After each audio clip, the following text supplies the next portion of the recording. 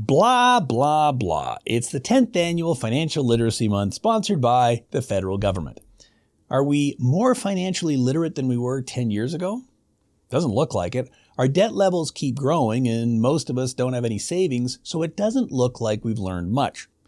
Maybe money management skills are something you are born with, and like musical ability, you either have it or you don't. I disagree. You can learn to manage money, and I'm going to show you how in 4 easy steps, starting right now. This is Debt Free in 30. Here's your host, Doug Hoyes. It's the month of November. It's Financial Literacy Month in Canada. In fact, this is the 10th anniversary of Financial Literacy Month, sponsored by the federal government.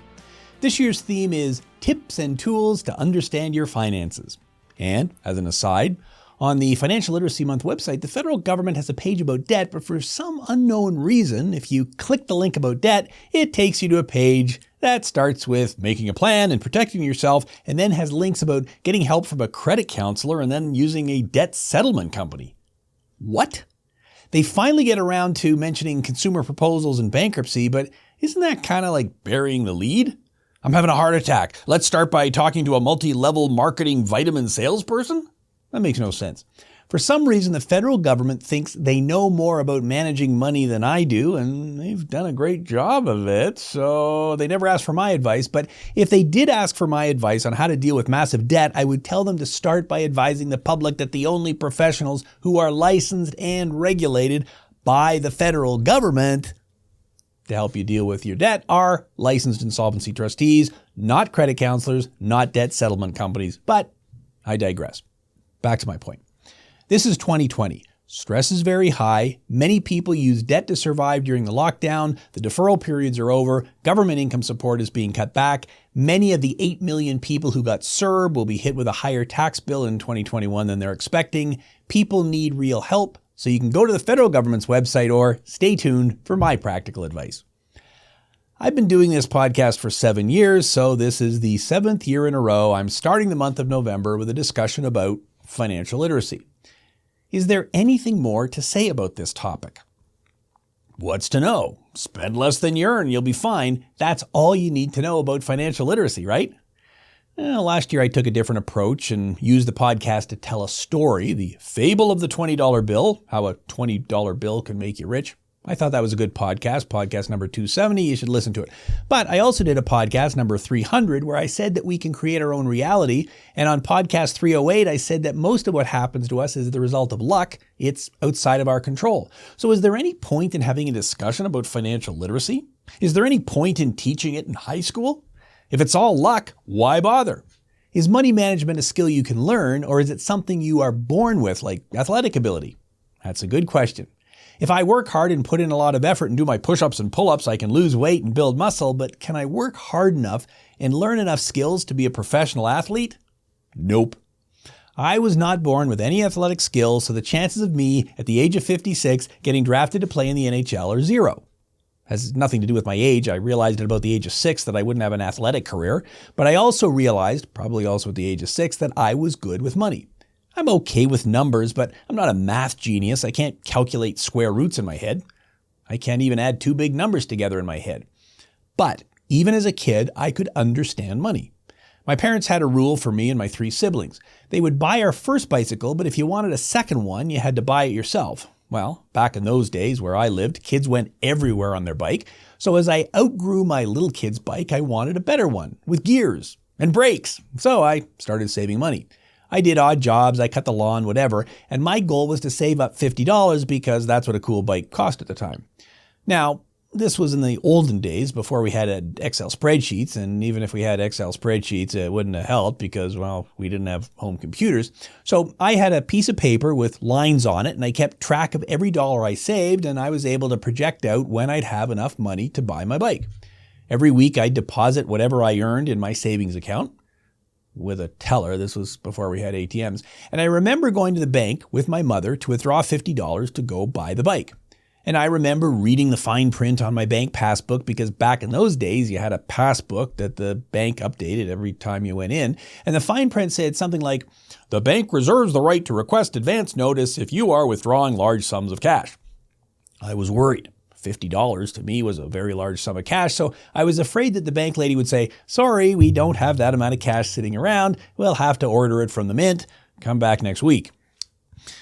But it was fine. They gave me my money and I bought my bike. And I've saved for other things, and I've invested, and I became a chartered accountant, and I built cash flow models for companies, and I've been helping people with their debt for the last 3 decades, and it's because I can understand money. I can see it. I can visualize it. I assume that's how it works when you're a great athlete. You can see the shot before you take it. It comes naturally to you. So does that mean that if you aren't born with a knack for numbers, you have no chance of being good with money? Is it like athletics? If you aren't born with natural athletic ability, it doesn't matter how hard you work, you will never be a professional athlete? Well, if you aren't really good with math, you probably won't be working in the back room designing complex financial strategies for the big stock market traders on Bay Street and Wall Street. You probably won't be the chief financial officer of a big company. But that's not the question. The question is not, can I learn to become a professional golfer? The question is, can I get good enough so that I can go out on Saturday morning with my buddies and play a round of golf and not totally embarrass myself? Even if I think I'm not that good with numbers, can I learn to manage money well enough that I can take care of my financial future? Not become Gordon Gekko, a big Wall Street trader, but good enough that I can put my kids through college and retire in comfort. Yes. Yes, you can. You can learn to manage money because you don't need to understand algorithms and derivatives. You just need to understand the basics. And when I say basics, I'm not talking about math and amortization schedules and interest rates. Those things are important, but that's not where you start. Where do you start?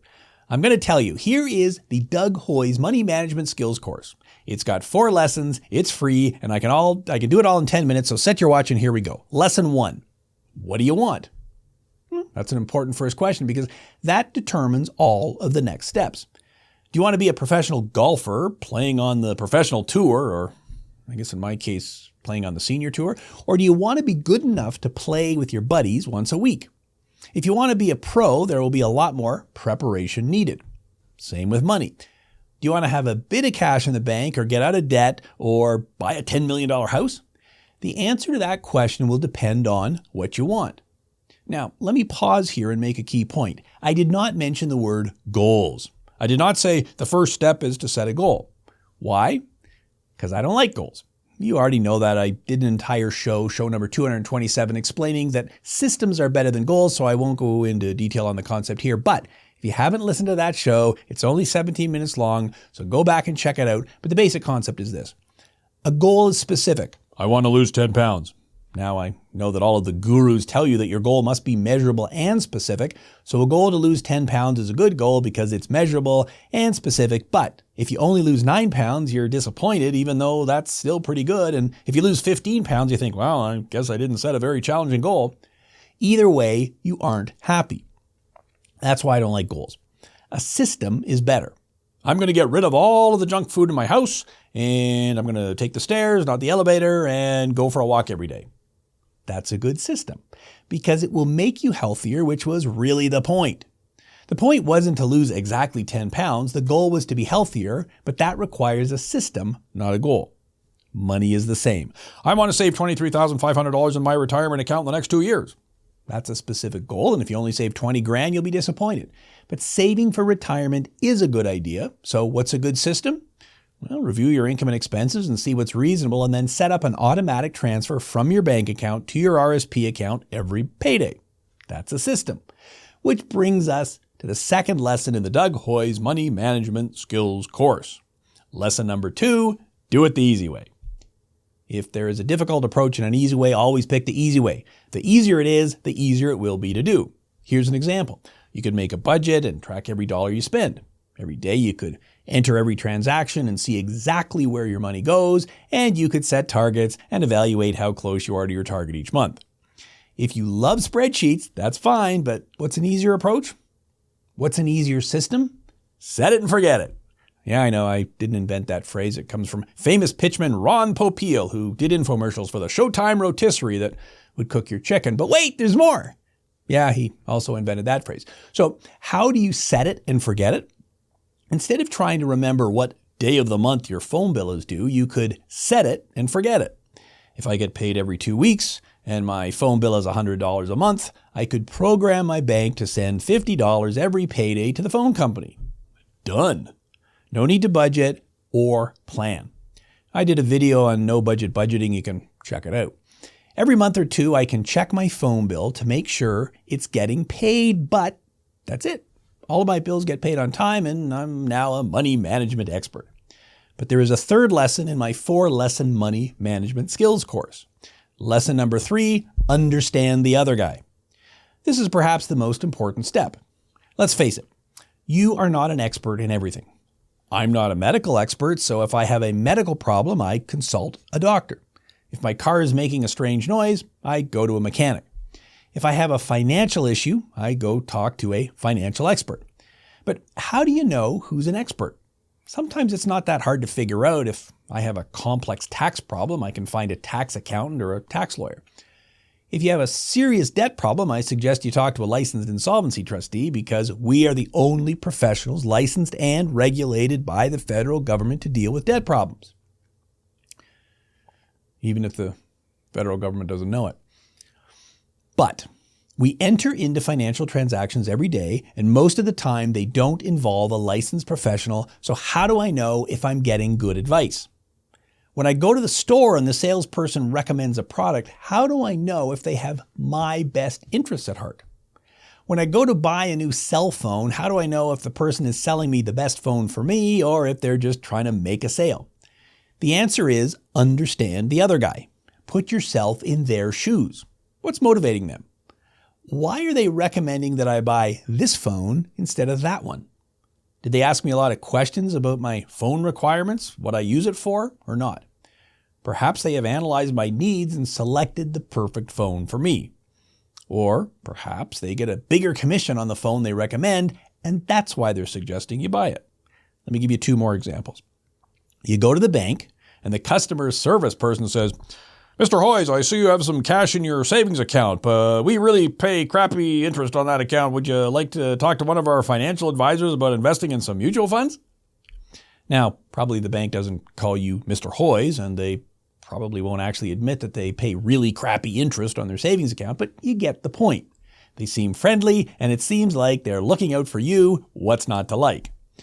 Well, it's very likely that the bank person gets a bonus based on how many customers they refer to the mutual fund department. They may not be trying to help you, they may be trying to protect their job. There's nothing wrong with that. We all have to make a living, but is that who you want to be getting advice from? Here's another example. You meet with the bank's financial advisor and they suggest that you put your money into their Big Bank Balanced Growth Equity Appreciation Canadian Equity Growth Fund. Sounds good. But wait, there's more. Why are they recommending that fund? Why didn't they recommend that you buy a different fund or maybe invest in a GIC or real estate or the stock market or something else? Is it because they get a commission on that fund? You have to understand their motivation. Big Bank will only sell you funds from Big Bank. They won't likely sell you funds from their competitors. It's just like cars. If you go to the dealership for car company A, they'll want to sell you one of their cars, not a car from car company B, because that's their job. Everyone is biased, but if you want financial advice that is relatively unbiased, you go to a fee-only financial planner who charges you a flat rate, often by the hour or based on the size of your portfolio. But since they don't get a commission on anything you buy, they are free to recommend any mutual fund or exchange-traded fund or stock or bond or anything. Knowing how someone gets paid may make it easier to evaluate the quality of their advice. Which brings me to my final lesson. Ask questions. We Canadians are not used to haggling. The price is the price. We tend not to negotiate or ask questions. We should. Ask your advisor, why are you recommending this mutual fund? How do you get paid? What are my other options? Then go away and do more research to make sure you are getting good advice. When someone comes in to see me to talk about their debts, I'm always happy if they say to me, I went to your Hoyes.com website and I read a bunch of your articles and I watched your videos and I listened to your great podcast and I think I understand, but I've got some questions. Excellent. Perfect. I like it when people say to me, how do you get paid? I'm always happy to answer that question. The answer is that my fees are set by the government and they come out of your monthly payments, so I'm not allowed to charge you an upfront fee or any extra fees. You must ask questions and do your research because you are the boss. Don't let anyone bully you or coerce you into buying a product or a service that you don't fully understand.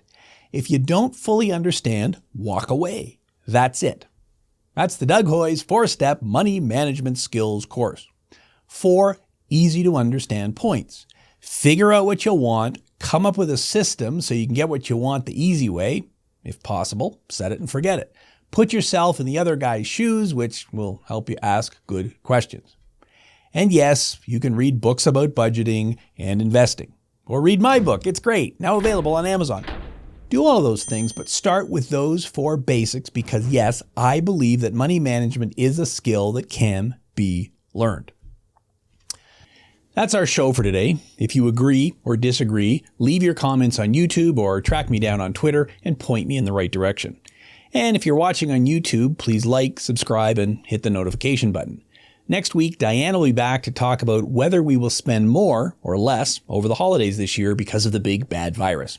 And hopefully next week, when you listen to the show, you'll be asking yourself, what do I want to learn from this show? And how can I turn these ideas into a system? And why does Doug Hoyes do this fantastic podcast for free with no advertising? What's his angle? Good questions.